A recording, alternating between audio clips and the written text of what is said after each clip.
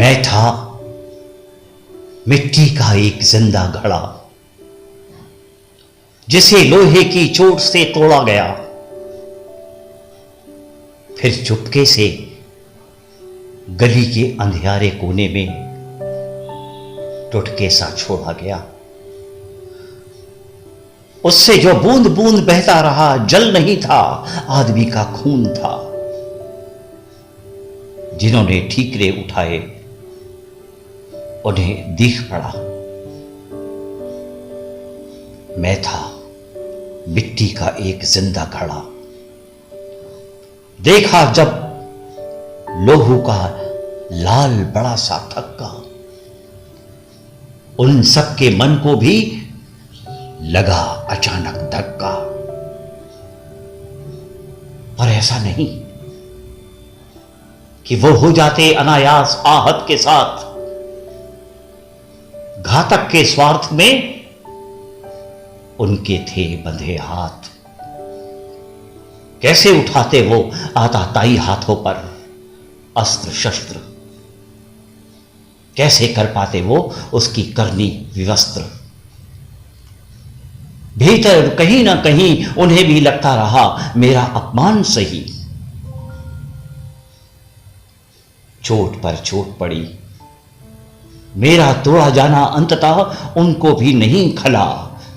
वो क्यों फंसाते अपना, फंसा था मेरा गला। निकले वदनीत के ही पक्ष में ऐसे दर्शक सारे बेचारे। मेरे कलेजे के टुकड़े ही बस मेरे साथ रहे। काले रक्त से सने मेरी मृत्यु के प्रमाण रहे। जहां पर मैं तोड़ा गया दुनिया ने रहने दिया मुझको, वहां ही पड़ा। मैं हूं अब मिट्टी का एक मुर्दा घड़ा। मुझे लगता है मेरी दोनों आंखें कई गुनी बड़ी होकर धरती में जड़ गई हैं, और पुतलियां बिना हिले डुले सिर्फ देखती हैं आबाद। कितना आश्चर्य है कि पलकों से बाहर जाते ही मेरी दृष्टि सर्वव्यापी हो गई है। मुझे सम लगने लगे हैं ऋषि और व्याध। जड़ता की सीमा में मुक्ति की ऐसी विडंबना भरी अनुभूति। कितने लघु कीट मेरी देह पर रेंग रेंग कर रचते वाल्मीकि ने। लगता मुझे बन गया जैसे मैं दूसरा वाल्मीकि। अब तक के अनुभव की अपनी निरीहता में मरा मरा ही तो मैं जानता। अपने अंतरतम में त्राता घट घटवासी अविनाशी राम को कहां हूं पहचानता। मेरे सब और एक जंगल उगाया है। मेरा रोआ रोआ जैसे देने लगा है शाखें। जहां जो कभी नहीं उपजा,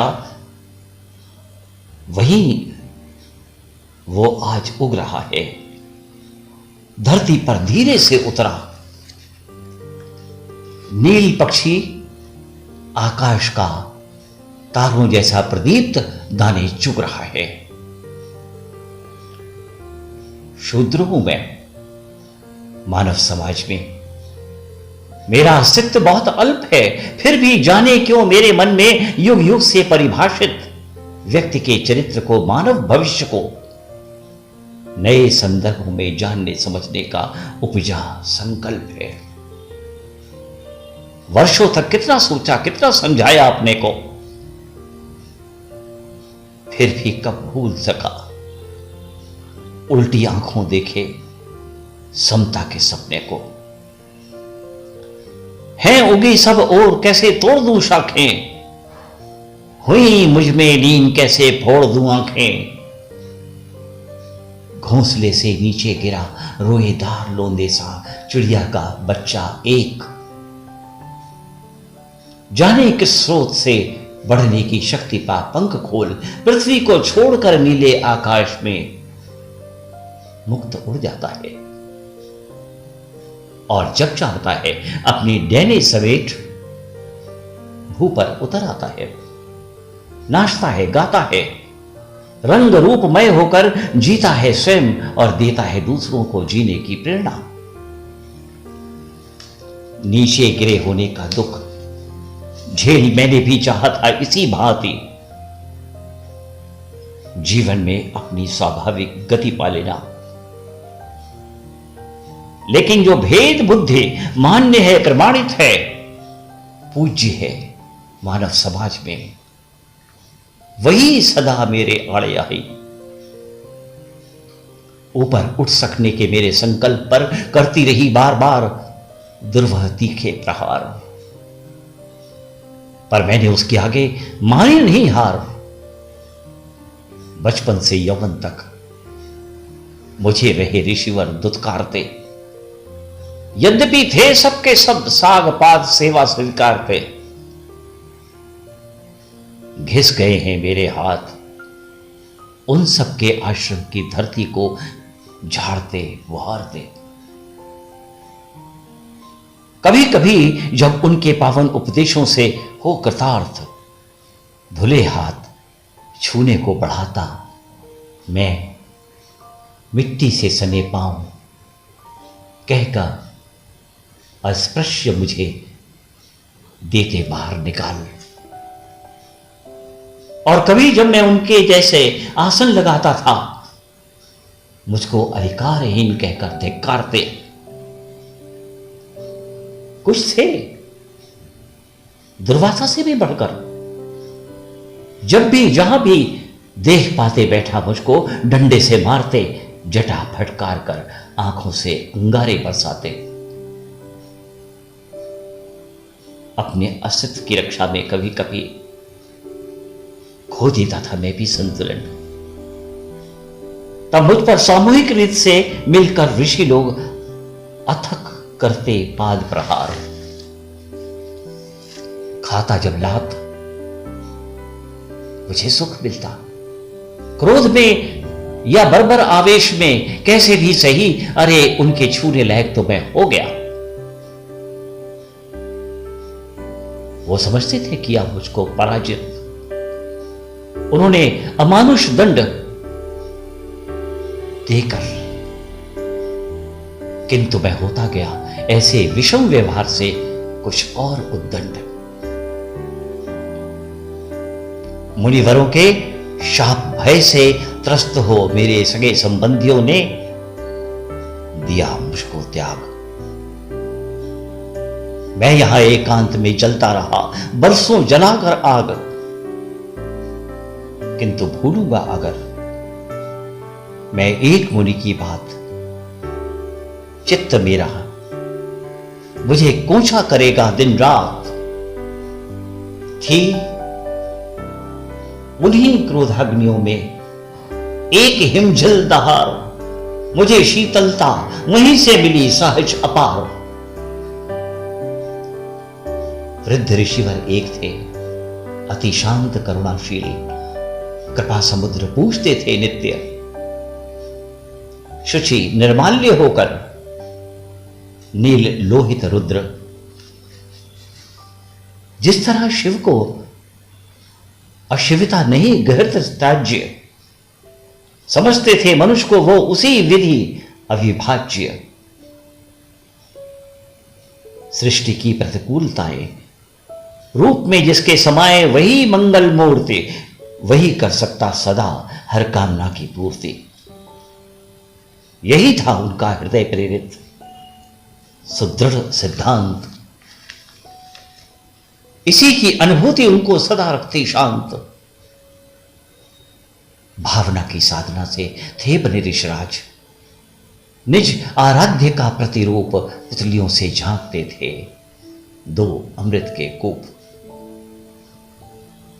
अन्य मुनियों की तरह रखते न थे दुर्भाव, देखकर मुझको बुलाते पास बिना दुराव।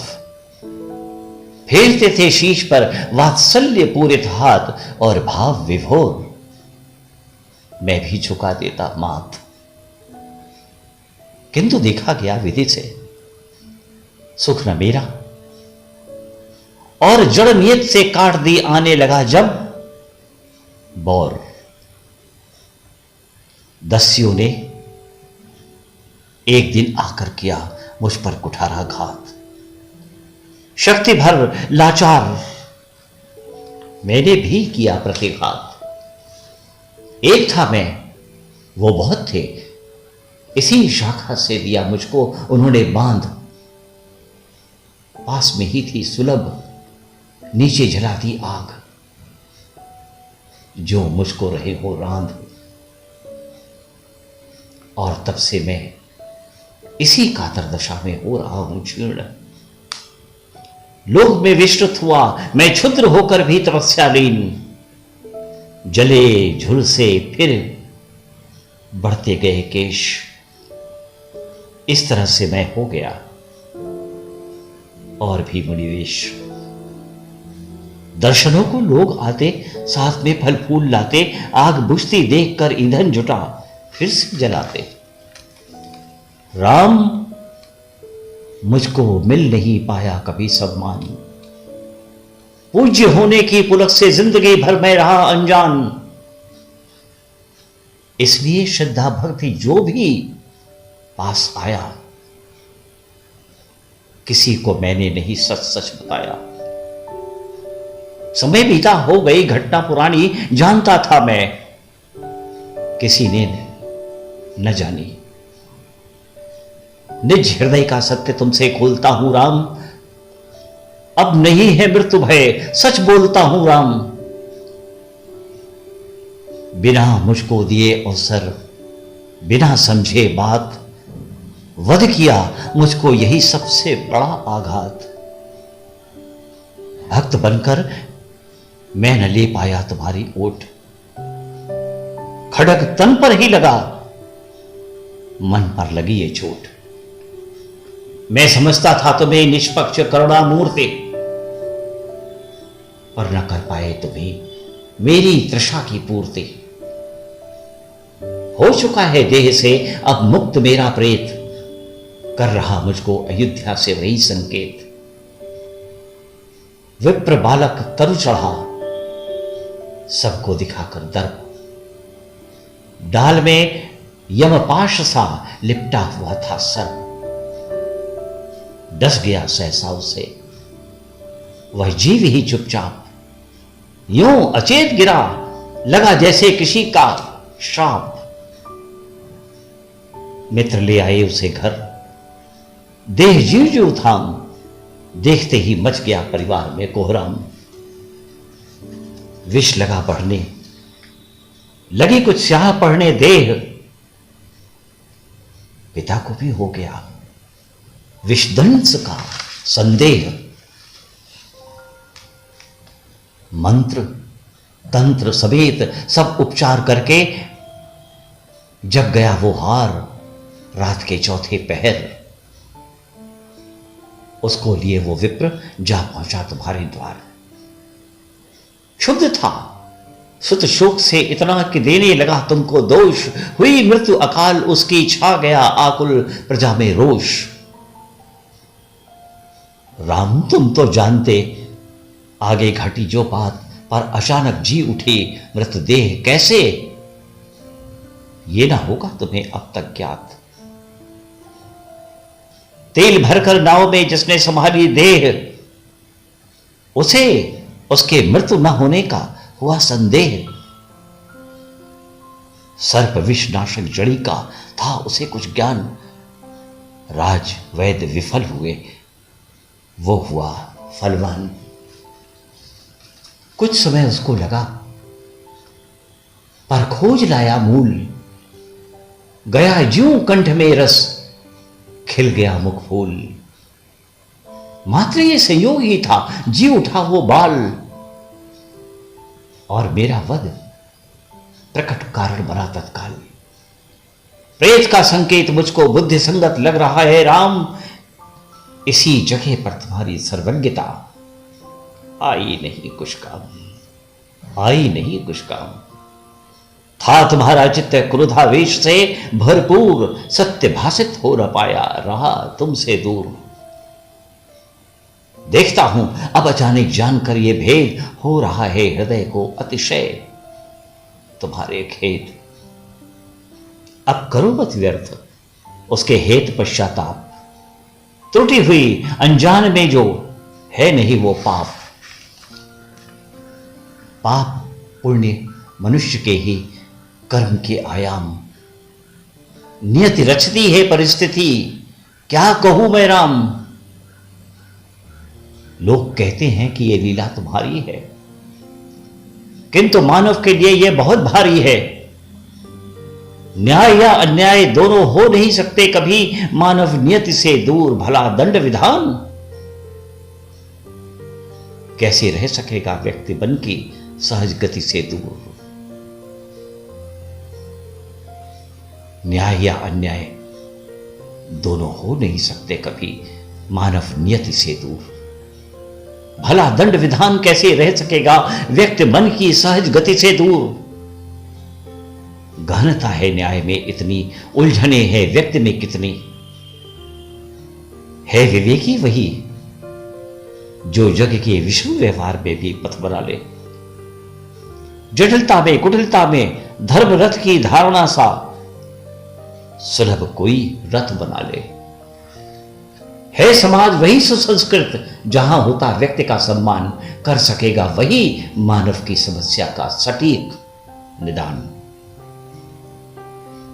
राज्य जो संस्कृति रहित है दर्प है, डसेगा मानव नियति को सर्प है। राम जो कुछ कहा मैंने, हुई उसमें हो कहीं यदि चूक, तो न लाना ध्यान। अब निदेह होकर और तुमसे क्या कहे शंभूक, और तुमसे क्या कहे शंभूक।